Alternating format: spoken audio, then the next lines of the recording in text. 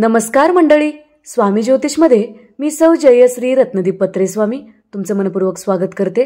तर मंडळी, आपण आजच्या व्हिडिओत श्रावण महिन्यात कुठल्याही दिवशी बेलाच्या झाडाला हिरव्या बांगड्या अर्पण केल्याने काय होते याविषयीची सविस्तर माहिती या व्हिडिओत पाहणार आहोत। व्हिडिओ स्किप न करता शेवटपर्यंत बघा आणि चॅनलवर नवीन असाल तर चॅनलला सबस्क्राइब करा।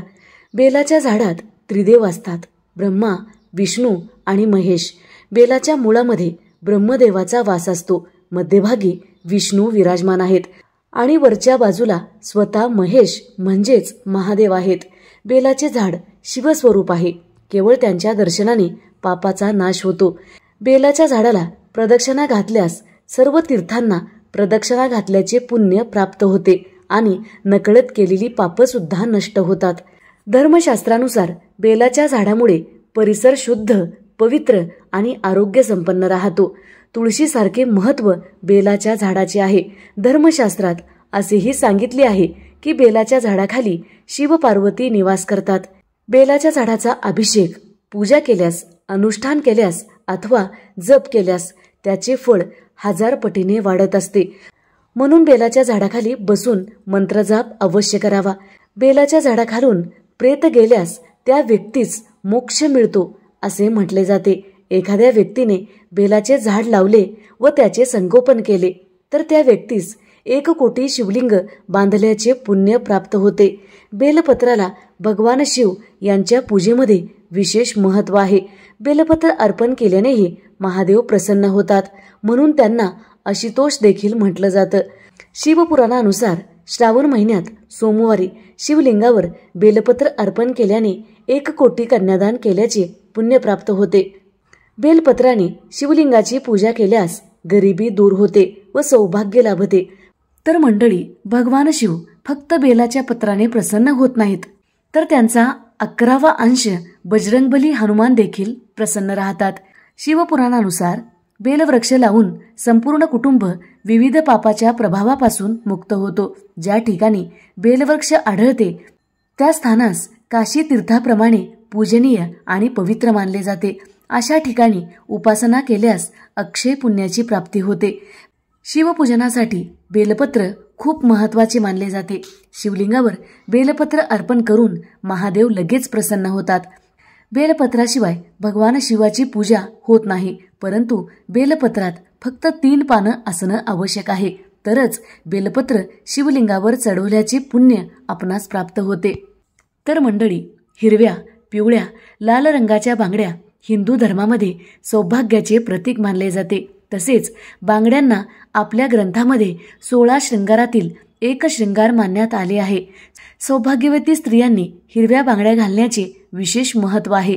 विशेषतः श्रावण महिन्यात हिरव्या बांगड्या घालण्यामागे एक प्रथा आहे, परंतु या प्रथेची माहिती फार कमी लोकांना माहीत असावी। आज आम्ही तुम्हाला यामागचे कारण सांगणार आहोत। श्रावण महिन्याला निसर्गाच्या हिरवळीचा महिना मानला जातो। तर मंडळी, शास्त्रानुसार स्त्रियांना शिवाची शक्ती म्हणजे निसर्गाचे स्वरूप मानण्यात आले आहे। अर्थात हा संपूर्ण निसर्ग ही देवी पार्वतीचे रूप आहे।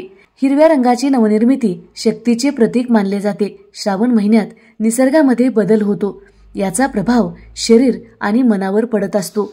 श्रावण महिन्यात बेलाच्या झाडाला हिरव्या बांगड्या बांधण्याची प्रथा आहे। यामागे धार्मिक, निसर्गाशी संबंधित कारणे आहेत। हिरवा रंग समृद्धी, निसर्गाची हिरवळ आणि सुपीकता दर्शवत असते। तसेच हिरवा रंग भगवान शंकर व माता पार्वती यांना प्रिय सुद्धा आहे। त्यामुळे श्रावणात हिरव्या रंगाच्या बांगड्या, कपडे आणि इतर गोष्टीचा वापर केला जातो। श्रावण महिन्यात निसर्गात हिरवळ अधिक असते, त्यामुळे हिरवा रंग निसर्गाप्रती आदर दर्शवत असतो। हिरवा रंग माता पार्वती व भगवान शंकराला प्रिय आहे, त्यामुळे श्रावण महिन्यात हिरवा रंग परिधान करणे शुभ मानले जाते। सौभाग्यवतीचे प्रतीक हिरव्या बांगड्या सौभाग्यवती स्त्रियांचे प्रतीक व सौभाग्याचे लक्षण मानले जाते। बेलाच्या झाडाला हिरव्या बांगड्या अर्पण केल्याने कोणते पुण्य प्राप्त होते बघा। श्रावणात बेलाच्या झाडाला हिरव्या रंगाच्या बांगड्या बांधण्याची प्रथा आहे। यामागे विशेषतः पतीचे आरोग्यासाठी व स्त्रियांच्या सौभाग्यासाठी ही पूजा केली जाते। हा उपाय आपण सोमवारी किंवा श्रावण महिन्यातील इतर कोणत्याही वारी करू शकता. प्रथम बेलाच्या झाडाला पाणी अर्पण करावे. त्यानंतर मुठभर मूग बेलाच्या झाडाला अर्पण करायचे आहेत. त्यानंतर त्या मुगावर थोडेसे पाणी अर्पण करायचे आहे. त्यानंतर बेलाच्या झाडाची विधिवत पूजा करायची आहे. त्यानंतर 11 हिरव्या रंगाच्या बांगड्या बेलाच्या झाडाला अर्पण करावे. तर मैत्रिणींनो, बांगड्या आपणास बेलाच्या झाडाच्या बुडाशी ठेवायच्या नाहीत, तर बेलाच्या झाडाच्या फांदीला बांधायच्या आहे. झाड लहान असेल तर तुम्ही बेलाच्या फांदीमध्ये बांगड्या ठेवू शकता. झाड मोठं असेल तर दोऱ्याने बांधून त्या बांगड्या तुम्ही झाडाला बांधू शकता. त्यानंतर बेलाच्या झाडाला धूप दीप अर्पण करावा, आरती करावी. घरात सुखसमृद्धी नांदावी, मुलांची व पतीची प्रगती व्हावी, मला अखंड सौभाग्य प्राप्त व्हावं यासाठी प्रार्थना करावी. तिथेच बसून शक्य असेल तर 108 वेळा, नसेल शक्य 11 किंवा 21 वेळा ओम नमः शिवाय या मंत्राचा जप करावा. तर मैत्रिणींनो, आपल्या मनात जी इच्छा आहे ती इच्छा बोलून आपण बेलाच्या झाडाला बांगड्या बांधू शकता. तर माता पार्वती व भगवान शंकर यांच्या कृपेने आपल्या सर्व इच्छा पूर्ण होतील. तर मंडळी, व्हिडिओ आवडलेला असेल तर नक्की लाईक करा, शेअर करा, सबस्क्राईब करा, बाजूच्या घंटीला ऑल करा. त्यामुळेच मी टाकलेले प्रत्येक व्हिडिओ तुम्हाला पाहता येतील. धन्यवाद. हर हर महादेव.